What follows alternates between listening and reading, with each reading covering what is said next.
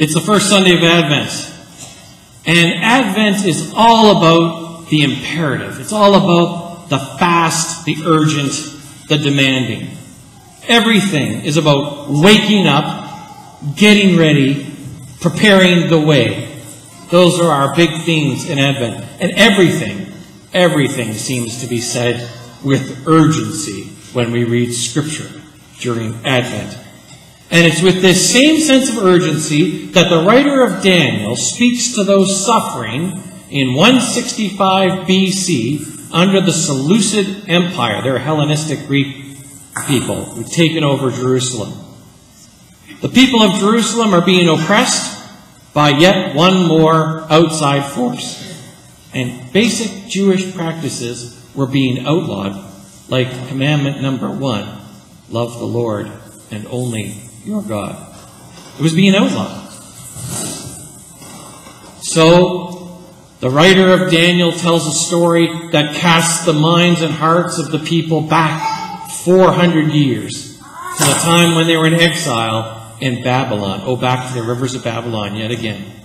A powerful story of 3 men.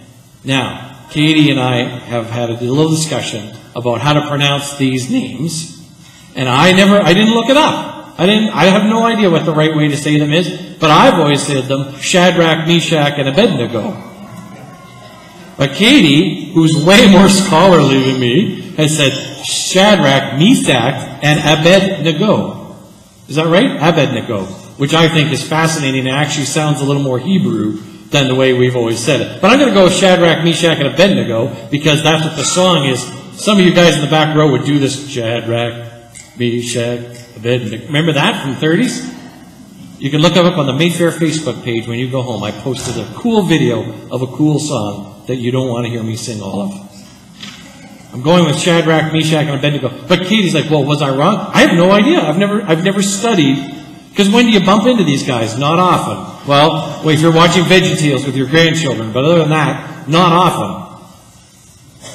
Daniel tells the story of these 3 Jewish men in the time of the Babylonian exile in Persia, right where Daniel comes later in the story. And they were Jews entrusted with the affairs of the state. So they'd risen up in Nebuchadnezzar's hierarchy. They'd fit in just enough to be given some authority. But make no mistake, these are refugees in Babylon. These are people who had less rights and less privileges than the Babylonians themselves. But there had been decades and generations, and the Jewish people had kind of to blend into the Babylonian society, and so some had reached power. But like people in exile, their identity had been squashed in many ways. And here's how we know this about these 3 men. Because their names weren't actually Shadrach, Meshach, and Abednego. Their names, in Hebrew, their original Jewish names were Hananiah, Mishael, and Azariah. What? Yeah. Hananiah, which means God is gracious. And Mishael, which means who is like God. And what's the other one here? Azariah, which means God keeps him. They had Hebrew names that they were born with, that they were given by their moms and their dads. They were given in their places of worship. But they'd been stripped of those names by the Babylonians and given new names, Persian names, Shadrach, Meshach, and Abednego, all of which also mention the God of the Babylonians in the name. Their Jewish names, Hananiah, Mishael, and Azariah, all have the word God in them. And their new names in Babylon had Babylonian references to their gods as well. It's a great image of a people who'd been turned away from their own culture, who had been absorbed, assimilated into Babylon. Well, the story heats up. Come on.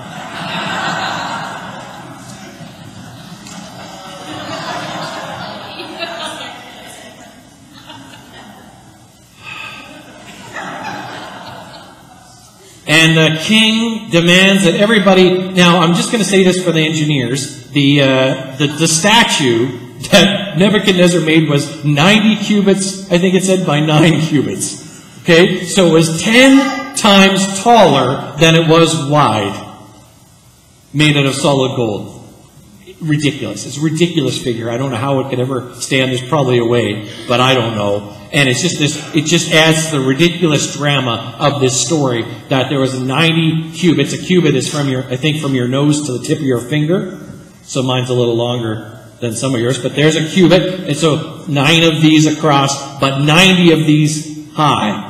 Or was it 6 by 60? I can't remember. Do you remember? 6 by 60. Oh, Katie's checking scripture. Sure. 6 by 60. It was a ridiculous statue of Nebuchadnezzar in gold. And anyway, he demands everybody bow down to it. And the Chaldeans, who were unscrupulous and gossipy, said, hey, we know these Jews that you have in authority aren't bowing down. When all those instruments, which I just get a kick out of, it adds to the power and energy of the story that they just kept getting repeated, the satraps, the trigons, blah, blah, blah, blah, blah, and all of the musical instruments. Why didn't they just say all the musical instruments? But good old Katie, she read it 18 times over, and it said over and over and over again. And when they ring out and the cornets are heard, everybody's supposed to bow down, but not these 3. So Nebuchadnezzar finds this out from the gossipy Chaldeans, and guess what? It says he flies into a furious rage. Hardly ever do you hear this in Scripture. Fell into a furious rage, so filled with rage that his face was distorted. So filled with rage that his face was distorted. Like, they say that means everybody could notice. It almost got stuck there, maybe. He was so filled with, you could see Nebuchadnezzar coming down from the palace and burning through town to where they live. And everybody could see, ooh, his face is distorted in anger. Look out. And he built a big furnace. A big furnace in his face-distorting rage. Someone on Facebook said today, this week, if Nebuchadnezzar had a Twitter account, it would have said this: I'm going to build a big furnace. It'll be the biggest furnace of all time. No one will believe how big my furnace is. It's a bigger furnace. It's going to be a great furnace. A hot furnace.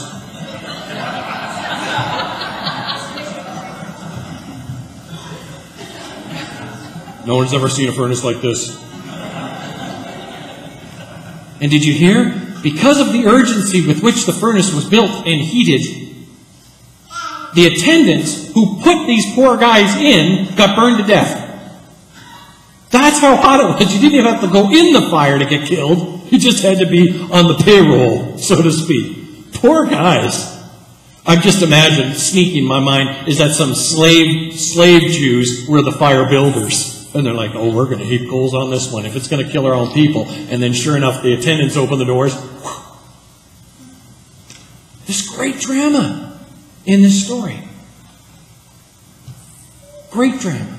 But I want you to remember, it's not just a kid's story. And that's where we all heard it in church school, right? Or watching VeggieTales with our grandchildren. I don't know if the cucumber or who it was who had the furious, distorted face. We heard this as a children's story, but I did ask Katie to read the whole story so that we could enter into the drama, the panic, the urgency, the upset, and the salvation at the end. 3 people put in. 4 people observed by the very king himself. Observed one who looks like an angel, one who looked like a god, it says, dancing in the fire with these 3 men. It's a great image. And from then on, Nebuchadnezzar says, never again will we put down their faith, and they will be honored, and no one will ever be upset at the name of their God, for sure that God is powerful and wonderful. But remember, it's not just a story about the Babylonian exile. It's a story told to people who are living under oppression in their own city, in Jerusalem. And it's a story that can mean lots to us today because we have lost our faith. We have become distant in our sense of who we are as Christians. The prophet's main concern was forming and holding fast the community that God had created. Every single prophet had a sense of urgency about the Jews hanging on to their faith in some sort of purity and not blending in. The book of Daniel says to the people of Jerusalem under oppression from the Seleucids, don't give up and don't blend in. Because look what happened to these three guys, and they were saved by God. God will stay with you if you remain steadfast in your faithfulness. What a great message for the first Sunday of Advent. Going into Christmas season that seems to have been taken over by the Hudson Bay Company and by Walmart and by online shopping. Or by all those other people who don't ever really come to church. Oh, they make us so upset. They don't come to church, but they like our Christmas. Right? People get a day off. People who don't even care about it get a day off because of us. We get all indignant about it. But guess what, folks? We gave it away. We let it go. We have created our own state of exile from our religious practice. We have let our faith blow away like chaff through our fingers instead of holding on to it like the precious grain it really is. We have learned to blend in too well. How many people know you're a Christian? How many of your friends, family members, or co-workers know that you are a church person? That you like going to church? One person, Penny? Or your people know? Lots of people know Penny. Well, you can stop listening now, Penny. Saint Penny.